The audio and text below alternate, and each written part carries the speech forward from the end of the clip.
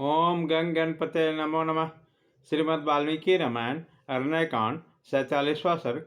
सीता को रावण को अपना पति का परिचय देकर वन में आने का कारण बताना, रावण को उन्हें पटरानी बनाने की इच्छा प्रकट करना और सीता को उसे फटकारना। सीता को हरने की इच्छा से सन्यासी का रूप धारण करके आए हुए रावण ने जब उस समय विदेह राजकुमारी से इस प्रकार पूछा, तब उन्होंने स्वयं अपने परिचय दिया। 2 घड़ी तक इस विचार में पड़ी रही कि ये ब्राह्मण और अतिथि हैं, यदि इनकी बात का उत्तर न दिया जाए तो ये मुझे सांप दे देंगे। यह सुनकर सीता ने इस प्रकार कहना आरंभ किया, ब्राह्मण आपका भला हो। मैं मिथिला नरेश महात्मा जनक की पुत्री और अवध नरेश श्री रामचंद्र जी की प्यारी रानी हूँ। मेरा नाम सीता है। विवाह के 12 वर्षों तक इक्ष्वाकु वंश के महारानी महाराज दशरथ के महल में रहकर मैंने अपने पति के साथ सभी मानवोचित भोग भोगे हैं। मैं वहाँ सदैव मनोवांछित सुख सुविधाओं से संपन्न रही हूँ। 13वें वर्ष के प्रारंभ में सामर्थ्यशाली महाराज दशरथ ने राजमंत्रियों से मिलकर सलाह की और श्री रामचंद्र जी के युवराज पद पर अभिषेक करने का निश्चय किया। जब श्री रघुनाथ जी के राज्याभिषेक की सामग्री जुटाई जाने लगी, उसी समय मेरे सास कैकेयी ने अपने पति से वर मांगा। कैकेयी ने मेरे ससुर को पुण्य का शपथ दिलाकर वचनबद्ध कर लिया। फिर उसने सत्य प्रतीक पति से उन राज्य शिरोमणि से 2 वर मांगे, मेरे पति के लिए वनवास और भरत के लिए राज्याभिषेक। कैकेयी हठपूर्वक कहने लगी, यदि आज श्री राम का अभिषेक किया गया तो मैं न तो खाऊंगी, न पीऊंगी, न कभी सोऊंगी। यह मेरे जीवन का अंत होगा। ऐसी बात कहती हुई कैकेयी ने मेरे ससुर महाराज दशरथ से याचना की कि तुम सब प्रकार की उत्तम वस्तुएं ले लो, किंतु श्री राम के अभिषेक में विघ्न न डालो। किंतु कैकेयी ने उनकी याचना सफल नहीं की। उसी समय मेरे महातेजस्वी पति की अवस्था 25 साल से ऊपर की थी और मेरे जन्म काल से लेकर वनगमन काल तक मेरी अवस्था वर्णगणना के अनुसार 18 साल की होगी। श्री राम जगत में सत्यवादी, सुशील और पवित्र रूप से विख्यात हैं। उनके नेत्र बड़े बड़े, भुजाएं विशाल हैं। वो समस्त प्राणियों के हित में तत्पर रहते हैं। उनके पिता महाराज दशरथ ने स्वयं काम पीड़ित होकर कैकेयी का प्रिय करने की इच्छा से श्री राम का अभिषेक नहीं किया। श्री रामचंद्र जी जब अभिषेक के लिए पिता के समीप आए, तब कैकेयी ने मेरे उन पतिदेव से तुरंत ये बात कही, रघुनंदन, तुम्हारे पिता ने जो आज्ञा दी है इसे मेरे मुंह से सुनो। यह निष्कंटक राज्य भरत को दिया जाएगा। तुम्हें तो 14 वर्षों तक वन में निवास करना होगा। काकुश, तुम वन को जाओ और पिता के असत्य के बंधन को छुड़ाओ। किसी से भी भय न मांगने वाले श्री राम ने कैकेयी की बात सुनकर बहुत अच्छा, उन्होंने उसे स्वीकार कर लिया। मेरे स्वामी दृढ़तापूर्वक अपने प्रतिज्ञा का पालन करने वाले हैं। श्री राम केवल देते हैं, किसी से कुछ लेते नहीं। वे सदा सत्य बोलते हैं, झूठ नहीं बोलते। ब्राह्मण, यह श्री रामचंद्र जी का सर्वोत्तम व्रत है जिसे उन्होंने धारण कर रखा। श्री राम के सौतेले भाई लक्ष्मण बड़े पराक्रमी हैं। समरभूमि में शत्रुओं के संहार करने वाले पुरुष सिंह लक्ष्मण श्री राम के सहायक हैं। बंधु, ब्रह्मचारी और उत्तम व्रत का दृढ़तापूर्वक पालन करने वाला है। श्री रघुनाथ जी मेरे साथ जब वन में आए, तब लक्ष्मण जी भी हाथ में धनुष लेकर उनके पीछे आए।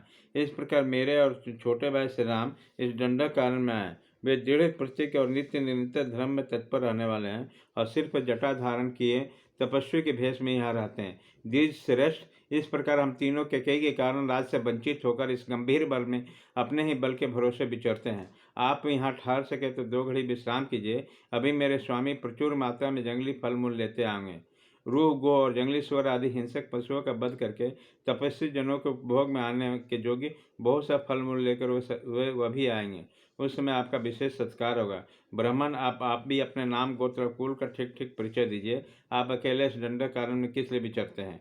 श्री राम पत्नी सीता के इस प्रकार पूछने पर महाबली राक्षस राज रावण ने अत्यंत कठोर शब्दों में दिया, सीते, जिसके नाम से देवता, असुर और मनुष्यों से तीनों लोग थर्रा उठे, मैं ही राक्षसों का राजा रावण हूँ।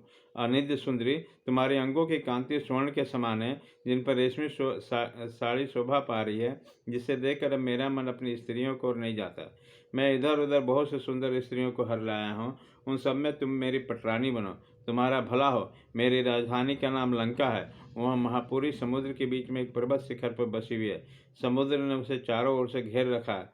सीते, वहाँ रहकर तुम मेरे साथ नाना प्रकार के वनों में विचरण करोगे। भामिनी, फिर तुम्हारे मन में इस वनवास की इच्छा कभी नहीं होगी। सीता, यदि तुम मेरी भार्या हो जाओगी तो सब प्रकार के आभूषणों से विभूषित 5000 दासियां सदा तुम्हारी सेवा किया करेगी।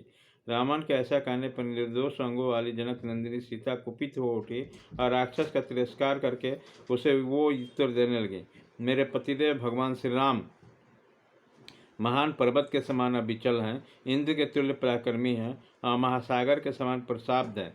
उन्हें कोई क्षुब्ध नहीं कर सकता। तन मन धन से उन्हीं का अनुसरण करने वाली तथा उन्हीं के अनुरागिनी हो। श्री रामचंद्र जी समस्त सूर्य लक्षणों से संपन्न, बट वृक्षों की भांति उनकी छाया में आश्रय देने वाले और सत्य प्रतीक और महान सौभाग्यशाली हूँ। मैं उन्हीं के अत्यंत अनुरागिनी हूँ। उनकी भुजाएं बड़ी बड़ी और छाती चौड़ी है। वो सिंह के समान पांव बढ़ाते हुए बड़े गर्व के साथ चलते हैं और सिंह के समान प्रक्रमी है। मैं पुरुष सिंह श्री राम में अन्य भक्ति रखने वाले हूँ। राजकुमार श्री राम का पूर्व मुख चंद्रमा के समान मनोहर है। वह जितेंद्रिय, उनका यश महान है। उन महाबाहु श्री राम में दृढ़तापूर्वक मेरा मन लगा रहता। पापी निशाचर, तू सियार है, मैं सिंहनी हूँ। मैं तेरे लिए सर्वथा दुर्लभ हूँ। क्या तुम मुझे यह प्राप्त करने की इच्छा रखता है? जैसा सूर्य के प्रभा पर कोई हाथ नहीं लगा सकता, उसी प्रकार तू मुझे छू भी नहीं सकता। अभागे राक्षस, तेरा इतना साहस! तू रघुनाथ जी की प्यारी पत्नी का अपहरण करना चाहता है। निश्चय है तू बहुत से सोने का वृक्ष दिखाई देने लगे हैं। अब तू मौत के निकट जा पहुंचा है। तू श्री राम की पत्नी को हस्तगत करना चाहता है। जान पड़ता अत्यंत वेगशाली मृगवैरी भूखे सिंह और बिजदा सरफ की मुख से उसके दांत तोड़ लेना चाहता है। पर्वत श्रेष्ठ मंदिराचल को हाथ से उठाकर ले जाने की इच्छा करता है। कालकूट विष को पीकर कुशल पूर्वक लौट जाने की अभिलाषा करता है तथा आंखों को सुई से पोंछता, छुरे को जीभ से चाटता है। क्या तू अपने गले में पत्थर बांधकर समुद्र को पार करना चाहता है? सूर्य और चंद्रमा दोनों को अपने हाथों से हर लाने की इच्छा करता है, जो श्री रामचंद्र जी की प्यारी पत्नी पर बलात्कार करने को तारू है। यदि तू कल्याणमय आचार्य का पालन करने वाला हो, श्री राम के भार्य का अपहरण करना चाहता हो, तो अवश्य जलती आग में भी तू उस कपड़े में बांध कर ले जाने की इच्छा करता है। अरे, तू श्री राम की भार्या को, जो सर्वथा उन्हीं के योग्य है, हस्तगत करना चाहता है, तो निश्चय ही लोहमय मुख वाले सूलों की नोक पर चलने की अभिलाषा करता है। वन में रहने वाले सिंह और सियार में, समुद्र और छोटी नदी में, अमृत और कांजी में जो अंतर है, वही अनंतर दशरथ से राम और तुझ में। सोने और शीशे में, चंदन मिश्रित जल और कीचड़ में तथा वन में रहने वाले हाथी और बिलाव में जो अंतर है, वही अंतर दशरथ से राम और तुझ में है। गरुड़ और कौवे में, मोर और जलकाक में तथा वनवासी हंस और गिद्धों में जो अंतर है, वही अंतर दशरथ नंदन से राम और तुझ में है। जिस प्रकार सहस्र नेत्रधारी इंद्र के समान प्रभावशाली से रामचंद्र जी हाथ में धनुष और बाण लेकर खड़े हो जाएंगे, उस समय तुम मेरा अपहरण करके भी मुझे पचा नहीं पा सकेगा। ठीक उसी तरह जैसे मक्खी घी पीकर उसे पचा नहीं सकती। सीता के मन में कोई दुर्भाव नहीं था, तो उस राक्षस अत्यंत दुखजनक बातें कहकर सीता रोष से कांपने लगी। शरीर कंपन से कुशांगी सीता हवा से हिलाएगी कदली के समान व्यतीत हो गई। सीता को कांपती देखकर मौत के समान प्रभाव रखने वाला रावण मन में भय उत्पन्न करने के लिए अपने कुल, बल, नाम और कर्म का परिचय देने लगा। इस प्रकार श्री वाल्मीकि निर्मित आर्ष रामायण आदि काम के अरण्य कांड में 47वां सर्ग पूरा हुआ।